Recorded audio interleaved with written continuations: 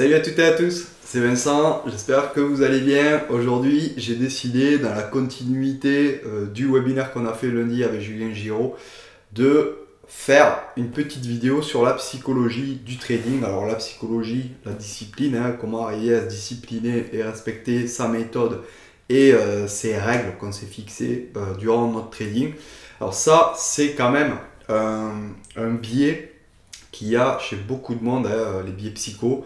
Alors je ne vais pas vous en parler comme Julien le fait, parce que Julien, lui, c'est vraiment un expert, un coach en psychologie, il fait ça vraiment tous les jours. Moi, j'ai lu 2-3 bouquins là-dessus, mais voilà, ça s'arrête là, c'est de la psychologie de comptoir, quoi, comme on appelle ça. Donc, je vais essayer vraiment de vous parler avec mes mots, d'essayer de vous expliquer comment moi j'ai réussi à surmonter ces biais psychologiques grâce à des petites techniques, mais je vais essayer de vous parler vraiment de trader à trader, comme si je parlais à un ami et que je voulais donner des conseils à un ami. Alors déjà, moi quand j'ai commencé le trading, j'ai pas eu de problème psycho, et ensuite j'en ai eu, mais quand je suis devenu rentable, j'ai complètement oublié cette période. Et quand j'ai commencé à former les gens à Time Trading, bien là, je me suis dit, bon, la méthode, elle est un peu complexe quand même. Il y a du market profile, il y a du footprint, il y a du carnet d'ordre, il y a du tactique reversal, etc., des volumes, du volume profile. Je me suis dit, là, les gens, ils vont mettre au moins 6 mois à intégrer la méthode. Mais ça ne s'est pas passé comme je voulais, parce que j'ai quand même bien fait mon travail. J'ai fait plusieurs versions de ma formation, j'ai écouté beaucoup les gens qui regardaient la formation, qui ne comprenaient pas, et j'ai refait énormément de contenu. J'ai remplacé des vidéos pour que ça soit beaucoup plus clair, etc. etc. Donc au final, j'ai réussi à condenser quand même le temps d'apprentissage, et si la personne s'y met régulièrement, voilà, en 1 ou 2 mois, en règle générale, elle a compris la méthode.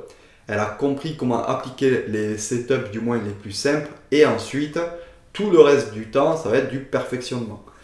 Donc partant de ce constat que les gens, même en coaching, quand ils débriefaient leur position, très souvent ils disaient, ah ben là j'ai perdu, parce que ils savaient pourquoi ils avaient perdu. Et je leur disais, mais si tu sais pourquoi tu as perdu, pourquoi tu es rentré? Et là, voilà, ça a commencé à me titiller au niveau psycho, parce que je me suis dit, non mais là, en fait, les gens, ils ont une méthode, ils savent comment rentrer, ils savent comment sortir, ils connaissent les setups, ils connaissent la méthode, ils reconnaissent leurs erreurs, mais ils n'y arrivent pas, ils overtrade, ou alors ils reculent leur stop, etc., etc. Donc, moi, je me suis dit, bon, ben, comment ça se fait que les gens aient ce problème-là, alors que moi, j'avais pas tellement ce problème-là, c'était plus la méthode, etc. Parce qu'au départ, je m'étais vraiment concentré qu'à transmettre de l'information aux personnes. Et en regardant mes track records, je suis revenu un peu en arrière, parce qu'à l'époque, j'avais TraderVue, c'était un petit journal de trading qu'on connectait à Sierra, et ça enregistrait toutes nos sessions, en fait, ça nous fait un gros journal. Et je me suis rendu compte que moi aussi, j'avais patiné un peu dans la psycho, j'avais toujours ma méthode. Alors je me rappelle exactement quand je suis passé sur de l'order flow, etc. Quand j'ai commencé à maîtriser un peu la méthode, que j'avais plus grand chose à apprendre. Enfin, on a toujours à apprendre, mais le gros de la méthode était là. Et ensuite, j'ai patiné un petit moment à mettre ma méthode en place, à mettre mon money management, etc. Alors c'est vrai que moi, j'avais pas une formation pour m'apprendre tout ça. Donc au niveau money management, au niveau des setups, etc., j'ai dû un peu tâtonner, même si j'ai des amis qui m'ont appris beaucoup de choses et qui m'ont beaucoup conseillé. Mais sinon, voilà, c'était quasiment pareil, mais j'ai continué à patiner un peu, un petit moment, quasi presque 6 mois, 1 an, pour arriver à devenir rentable. Et tout ça, c'était à cause de la psychologie. Mais mon cerveau m'a trompé et a un peu modifié la version de l'histoire. Et en fait, en y repensant, en se replongeant dedans, je me suis rappelé que j'avais aussi ces problèmes psycho. Alors, au niveau des problèmes psycho, les plus courants, c'est le FOMO. Le FOMO, c'est vraiment un problème psycho qui apparaît chez beaucoup de monde, c'est-à-dire le FOMO, c'est quoi? C'est on voit un mouvement partir et on veut rentrer dedans. Parfois, moi je vois des mouvements qui partent j'ai pas de point d'entrée. Donc, ben, tant pis, je rentre pas. Mais certaines personnes se disent, bon, ben voilà, là ça part, etc. Qu'est-ce que je fais? Et ils essaient de rentrer un peu n'importe où et souvent, ils rentrent voilà, au point où il faut pas et voilà, ils se prennent une perte. Donc ça, malheureusement, ça, il faut gommer ça. Ensuite, il y a aussi le FOMO, on a un setup, on le prend pas parce qu'on se dit ouais non là je le prends pas parce que la zone en fait c'est une zone de retournement, etc. Et ça se retourne pas, ça continue. Donc là c'est encore double frustration parce que on avait le setup, on devait rentrer normalement selon la méthode et parce que on a notre expérience personnelle, derrière on rentre pas. Il y a aussi beaucoup de trades d'ennui. Voilà, parfois les marchés sont en range, il n'y a pas grand chose à faire. Moi, les ranges, quand je les trade, je trade le haut, je trade le bas, mais j'attends quand même que le range se dessine un peu. Et certaines personnes n'arrivent pas à atteindre, voilà, ils tradent au milieu des ranges, etc. C'est assez risqué parce qu'au milieu des ranges, on ne sait pas si ça va se retourner, si ça va continuer. Donc, voilà, c'est quelque chose, ça, les trades d'ennui, il faut de suite gommer parce que c'est la chose qui peut vous faire perdre beaucoup d'argent. Ensuite, il y a le fait de se refaire. Ça aussi, ça c'est un biais qui est catastrophique. Ça, je l'ai remarqué beaucoup sur les propres firmes. Moi, je conseille de trader sur les propres firmes parce que c'est un bon moyen d'avoir un capital et ça sauvegarde aussi un compte de trading. Ça évite de le cramer. Donc, sur les propres firmes, moi j'ai vu beaucoup de monde commencer les tests propres firmes, gagner pendant une semaine, 2 semaines, 3 semaines et derrière, à 100, 200, 500 dollars de valider le test propre firme, eh bien, ça crame le compte. Pourquoi? Comment ça se fait qu'un trader arrive à gagner 3 semaines d'affilée, voilà, avec des gains, des pertes, mais voilà, finir la semaine à quasi plus 1000 euros, et derrière, en une seule journée, ben, il crame le compte. Ça, c'est complètement dans la psychologie. Et ça, moi, quand j'ai vu ça, c'est là que je me suis dit, en fait, ben, il nous faut une formation psycho en fait à DMT parce que c'est vraiment un gros problème ça de craquer et de cramer un compte comme ça du jour au lendemain. Ça c'est vraiment pas possible et si vous étiez sur un compte voilà, un compte réel, ben c'est vrai, c'est encore plus catastrophique quoi. Donc ça, il faut vraiment corriger ces biais là. Je sais que certaines personnes même arrivent à passer le challenge démo, c'est très facile pour eux parce que pour eux ils n'ont pas de pression, mais quand ils sont en PA, c'est-à-dire en compte financé, et bien là, ils se mettent la pression parce qu'ils se disent ouais là à partir de la semaine prochaine si je continue comme ça je vais pouvoir faire un retrait etc. Et là pam, dès que le retrait commence à s'approcher il y a craquage, ils commencent à faire une perte, ils veulent rattraper la perte, 2 pertes, ils reculent les stops, ils augmentent les lots etc.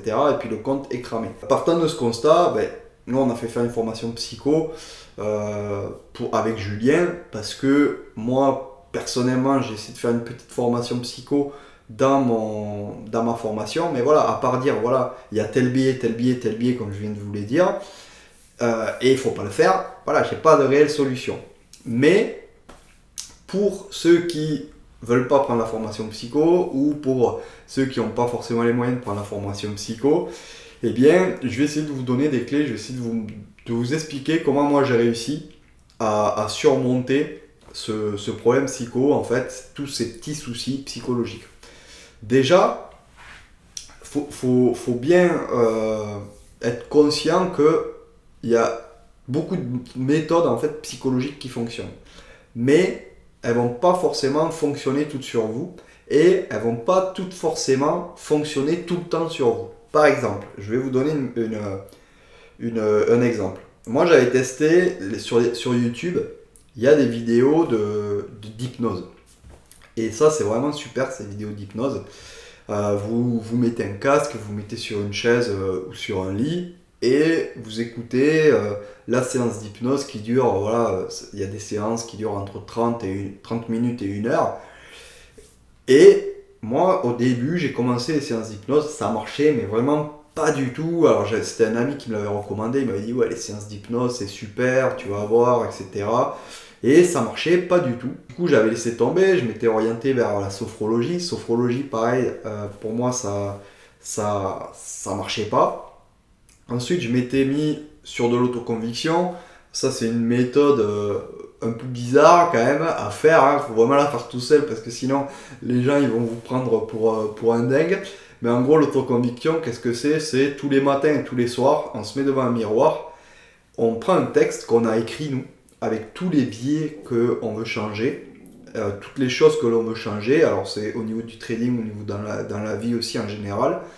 Et répéter ça avec conviction, de dire moi, alors, avec aucune négation dans les phrases, hein, et de dire voilà, par exemple, je suis un trader gagnant, je contrôle ma psychologie, je n'ai pas de biais psychologique en trading, je ne recule pas mes stops, voilà. Vous voyez un peu le truc, c'est de la programmation en fait. Et ça avait plutôt pas trop mal marché sur moi. Au bout de 3 semaines, un mois que j'avais commencé à faire ça, j'ai commencé à ressentir en fait les effets de cette technique. Et ensuite, j'ai commencé à un peu laisser tomber parce que le problème de l'être humain, voilà, et mon problème aussi, c'est que je commence, c'est comme les médicaments.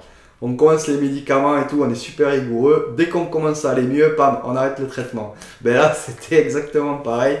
J'ai arrêté parce que ça allait mieux, j'avais des journées gagnantes, etc. Je commençais à gérer un peu mieux ma psychologie. Et puis j'ai revu un petit déclin. Du coup, j'ai recommencé ça. Et je me suis mis aussi à l'hypnose. Je me suis dit, ah ben t'es l'hypnose, pareil, je vais recommencer, etc. Je m'étais acheté un nouveau casque. Donc je me suis remis. Et là, l'hypnose, je suis sorti de ma première séance d'hypnose, je me souviens, ça m'a assez marqué. Quand je me suis levé à la fin de la séance d'hypnose qui durait 40-45 minutes, j'étais un peu sur mon petit nuage en fait. Et je me suis dit, ouais, là, ça a vraiment marché parce que je suis mais complètement détendu. Voilà, j'étais mais serein. On ne pouvait pas faire plus serein. Et du coup, là, ça m'a remis un pied dans l'hypnose. Et l'hypnose m'a beaucoup aidé pour régler des soucis. Alors, bien sûr, trouver des séances d'hypnose sur YouTube, c'est pas évident, surtout dans la thématique du trading. Mais pour contrôler ses émotions, pour arriver à être plus serein, etc., il y a pas mal quand même de séances d'hypnose qui peuvent vous aider. Et il y a plusieurs personnes qui font ça. Donc voilà, si vous n'avez pas là forcément la voix d'une personne, vous pouvez aller voir une autre ou le style d'une personne. Mais là, franchement, sur YouTube, il y a énormément de contenu sur ça, sur l'hypnose, sur l'auto-hypnose, etc. Et ça, c'est vraiment pas mal sur ce domaine-là.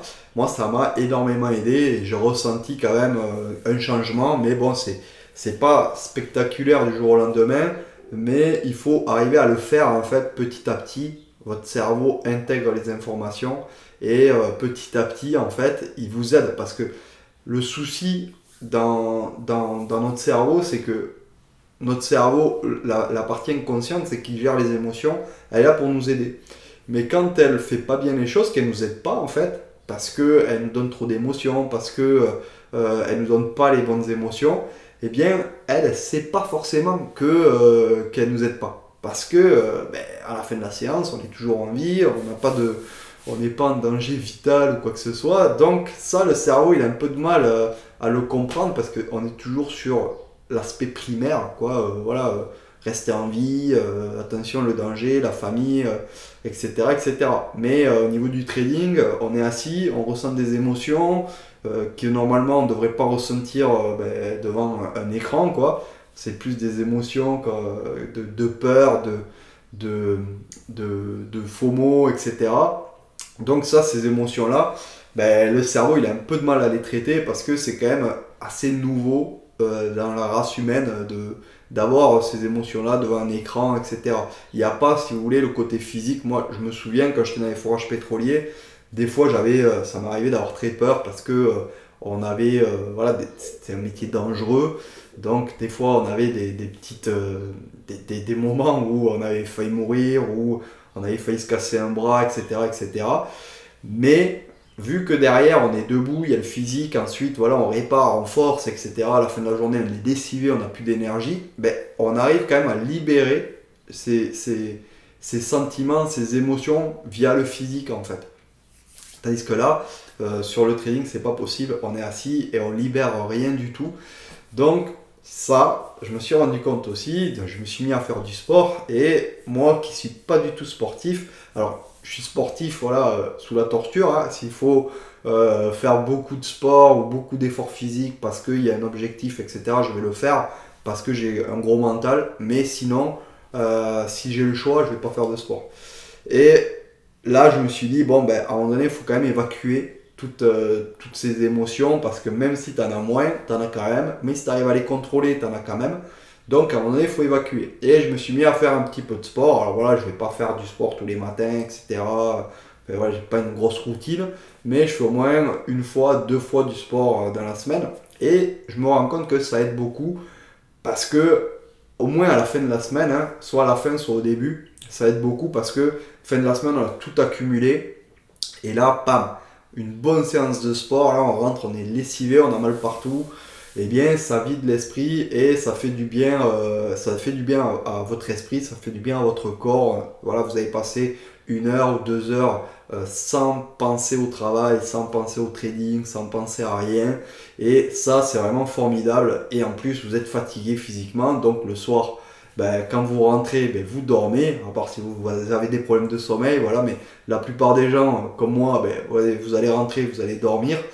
Donc, c'est vraiment une fatigue qui est saine. Et moi, pour moi, le sport aussi, c'est à faire parce que c'est très très important d'évacuer en fait les émotions au niveau du physique. Donc, je vous le recommande. Ensuite, il y a aussi le fait de noter ce que l'on ressent. Ça, c'est quelque chose que j'ai pas fait super longtemps, mais le peu de temps que je l'ai fait, ça m'a beaucoup aidé. Parce que si vous voulez, quand vous êtes dans une séance de trading, vous avez tout le temps des émotions qui passent. Et ça, ces émotions-là, c'est dur de mettre des mots sur une émotion. Et la plupart du temps, les gens, on leur dit, mais qu'est-ce que tu ressens là? Par exemple, qu'est-ce que vous ressentez vous en regardant la vidéo? Posez-vous la question. Ben, très certainement, ben, vous n'allez pas arriver à répondre à la question. Pourtant, ben, vous êtes dans un état, vous avez quand même des émotions. On a tout le temps des émotions. Et donc, moi, ce que je me suis dit, bon, ben, si je veux m'analyser, si je veux faire vraiment mon introspection, il va falloir que je connaisse mon état à chaque fois.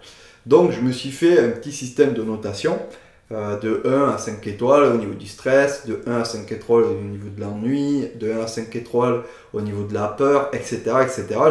J'ai listé vraiment beaucoup d'émotions et durant ma séance de trading, ben, je me posais régulièrement la question, toutes les 5, toutes les 10 minutes, qu'est-ce que je ressens, qu'est-ce que je ressens, qu'est-ce que je ressens. Et je notais ça. Donc, c'est-à-dire qu'à un moment donné, que j'étais sur les graphes, je commençais à m'ennuyer, hop, dès que je prenais conscience que je m'ennuyais, je notais. Je notais. À chaque fois que je prenais un trade, je notais. Pendant le trade, je notais mon état émotionnel. Après le trade, je notais mon état émotionnel. Et je me suis rendu compte que quand je reprenais en fait les séances de la semaine dernière, j'avais complètement oublié tous mes états émotionnels. Et même, je me souviens, j'avais fait une séance qui pour moi était horrible. J'avais eu vraiment du mal au niveau émotionnel parce que j'avais perdu, j'avais gagné, après j'avais reperdu. Enfin voilà, les montagnes russes. Et j'avais noté tout ça. Et je m'étais rendu compte que j'étais en fait, mais pas du tout en état de trader, quoi. Parce que j'étais à 5 étoiles, mais partout, sur plusieurs émotions, etc., les unes après les autres. Et ça, quand on s'en rend compte, moi quand je m'en rends compte en fait que je suis dans un état émotionnel, que je commence à atteindre les 3-4 étoiles, ben voilà, c'est là que je me dis, bon attention là, je commence à rentrer dans un état émotionnel, donc qu'est-ce que je fais? Ben, il y a plusieurs solutions, soit il y a des petites séances d'hypnose sur internet, sur YouTube, qui durent 10 minutes, un quart d'heure pour faire un reset émotionnel, ça marche très très bien. Ensuite, ce qui marche bien, ben, c'est le sport. Si vous avez le temps d'aller courir un quart d'heure, 20 minutes, ou faire 2-3 pompes, ou des trucs comme ça, moi, c'est des trucs que je fais pas, je vous le dis direct, mais je sais que ça fonctionne, parce que j'ai des amis qui font ça. Ensuite, vous pouvez aller prendre l'air, voilà, vous mettez sur votre terrasse, vous buvez un café, vous allez un peu sur Facebook, etc. Changez-vous l'esprit, ou alors regardez les oiseaux voler, ou je ne sais pas. Ou une vidéo sympa d'un comique que vous aimez bien, voilà, de vous remettre dans un état assez positif. Et quand vous sentez que vous avez évacué toute cette frustration, que vous avez évacué toute cette colère, ce souci, cette peur, etc., voilà, vous repartez trader, mais pas avant. Et ça, c'est très très important de faire son introspection. Ça, je vous le dis, hein, parce que filmer son écran de trading pendant la session, c'est bien. Mais noter notre état d'être, eh bien, c'est encore mieux. Et moi, je ne me suis jamais trop filmé en tradant. Mais par contre, j'ai beaucoup noté quand même pendant pas mal de temps. Je ne l'ai pas fait énormément longtemps dans ma carrière de trader, mais pendant un bon moment quand même, je notais mes émotions, etc. Et c'est vrai que c'est vraiment contraignant de faire ça. Ça nous fait perdre du temps. Voilà, il faut le faire, etc. Après, il faut analyser aussi ce qu'on a mis.